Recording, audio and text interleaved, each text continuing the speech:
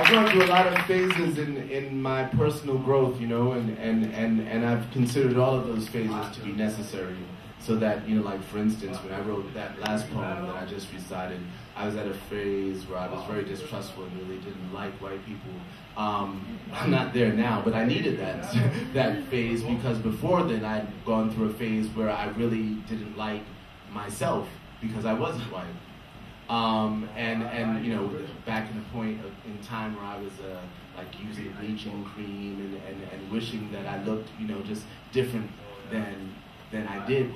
And it wasn't really a reaction to like, you know, white people being mean to me. Actually, white people have been very nice to me in my lifetime. It had more so to do with the type of discrimination that I would experience within my own community. You know, where people would give me like backhanded compliments, like "You're kind of cute to be so dark." I'd be like, "Oh, thank you." Fuck you. You didn't be so dark. You know. Anyway, I wrote a song about that. And I'll sing that, and we gotta push on towards the end. So I'll sing that, maybe recite one more thing, and call it a night. Thank you, guys. This song, my middle name is Speakeasy, and as a teenager, I went by my middle name, and this is during that period that I was just referring to, where I was like, you know, the receiver of a lot of like backhanded compliments by people of color, and it was fun.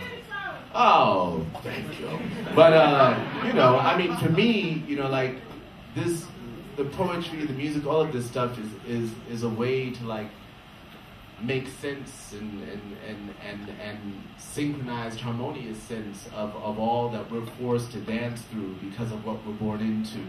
You know, all that we're forced to question, all that, you know, sometimes we're not forced to question, and we have to force ourselves to question, to realize that we don't have to perpetuate everything that we're born into, you know, and sometimes that takes courage and what have you, but either way, you know, a lot of this stuff is really just the residue of, a lot of these writings are really just the residue of the work that I feel I'm doing on myself, and in trying to become, you know, more harmonious, more loving, and more giving, and more caring, and a better friend, and a better father, and a better person, and all these things. And I feel like if I do all that stuff, then a better artist will fall into play. So anyway, this is a little story from when I was 13. I used to hump my pillow at night. Maybe it shouldn't be past tense.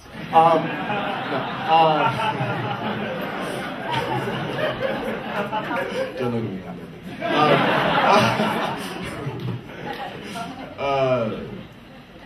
I used to hump my pillow at night, the type of silent prayer to make myself prepare for the light. Me and my cousin used to rank the girls between 1 and 10, and the highest number got to be my pillows for 10. Now I apologize to every high ranker, but you taught me how to dream, and so I also thank you. I never had the courage to approach you in school. We joked around a lot, and I know you thought I dressed cold, but I was just covering up all the insecurities that came bubbling up. My complexion had me stuck in an emotional rut, like the time you flavor-flaved me and you played me, yo, Chuck.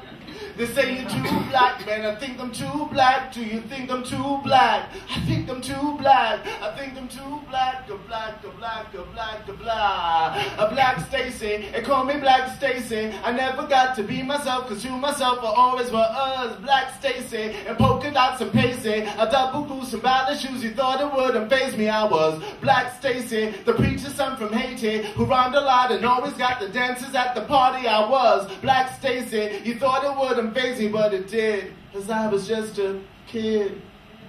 I used to use bleaching cream. The Madam C.J. Walker walked into my dreams. I dreamt of being white and complimented by you, but the only shiny black thing that you liked was my shoe. Now I apologize for bottling up all the little things you said that warped my head and my gut, even though I always told you not to brag about the fact that your great-grandmother's raped by her slave master. Yeah, I became militant too, so it was staring every level. I was blacker than you. I turned you on to Malcolm X and Asada Shakur. In the 3/4 elephant goose with the fur. Had the hot top fade with the steps in the side. Had the 3-finger ring rag top in the ride. Had the sheepskin name belt, Lee suit, Kango, acid wash, Bosco, chicken and waffle. Black Stacy, they call me Black Stacy. I never got to be myself, cause through myself I always was Black Stacy. And polka dots and paisley, a double goose and ballet shoes. You thought it wouldn't faze me, I was Black Stacy, the preacher's son from Haiti, who rhymed a lot and always got the dances at the party. I was Black Stacy. You thought it wouldn't faze me, but it did, cause I was just a kid. Now here's a little message for you. All your baller players got some insecurities too that you could cover up, bling it up, cash and then ching it up. Hope no one will bring it up, lock it down and string it up.